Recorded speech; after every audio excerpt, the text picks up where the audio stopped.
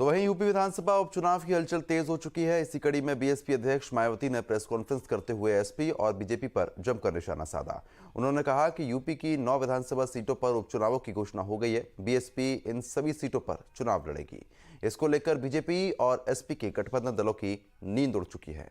इस दौरान मायावती ने बीजेपी के बटेंगे तो कटेंगे बयान पर तीखा जवाब दिया। उन्होंने कहा कि बीजेपी लोगों को गुमराह करने के लिए कह रही है बटेंगे तो कटेंगे, जबकि एसपी कह रही है जुड़ेंगे तो जीतेंगे। उनके दोहरेपन को ध्यान में रखते हुए ये होना चाहिए, बीएसपी से जुड़ेंगे तो आगे बढ़ेंगे और सुरक्षित रहेंगे। जब से यूपी में 9 विधानसभा की सीटों पर उपचुनाव घोषित हुए हैं और इस बार इन सभी विधानसभा की सीटों पर बीएसपी भी अकेले ये चुनाव लड़ रही है, तो तब से बीजेपी व सपा गठबंधन की नींद उड़ी हुई है। जब से उन्हें मालूम पड़ा कि बीएसपी भी 9 विधानसभा की सीटों पर बाई इलेक्शन लड़ रही है, तो तब से बीजेपी व सपा गठबंधन की नींद उड़ी हुई है। प्रदेश में विकास व कानून व्यवस्था के मामले में बीएसपी की रही सरकार की तुलना में बीजेपी की वर्तमान में चल रही सरकार से व इसके पूर्व में सपा के रहे शासनकाल से भी जनता को ये जरूर सोचना चाहिए कि इन तीनों में से केवल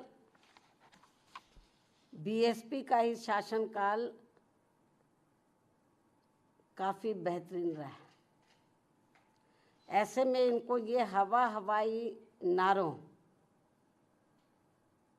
ऐसे में इनको प्रदेश की जनता को इनके ये हवाई नारों व पोस्टरबाजी आदि के चक्कर में बिल्कुल भी नहीं पड़ना चाहिए। जनता का ध्यान बांटने के लिए अब बीजेपी बटेंगे तो कटेंगे और सपा एंड कंपनी के लोग क्या कह रहे हैं, जुड़ेंगे तो जीतेंगे। इन नारों को प्रचारित करने व इनकी पोस्टरबाजी आदि भी खूब करने में लगी है,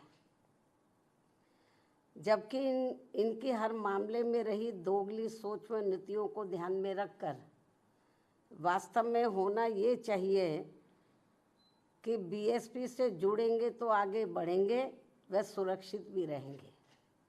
इन नारों की आड़ में तो ये दोनों पार्टियां और इनके गठबंधन यहाँ के लोगों को केवल गुमराह कर रहे हैं, जिनसे इन सीटों के वोटरों को, मतदाताओं को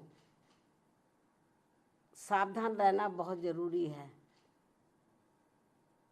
ये केवल अपनी कमियों पर से ध्यान बांटने के लिए इस किस्म के ये नारेबाजी कर रहे हैं, पोस्टरबाजी कर रहे हैं, तो यहाँ की जनता को गुमराह करने के लिए। तो जिनसे इन सीटों के मतदाताओं को सावधान रहना बहुत ज़रूरी है।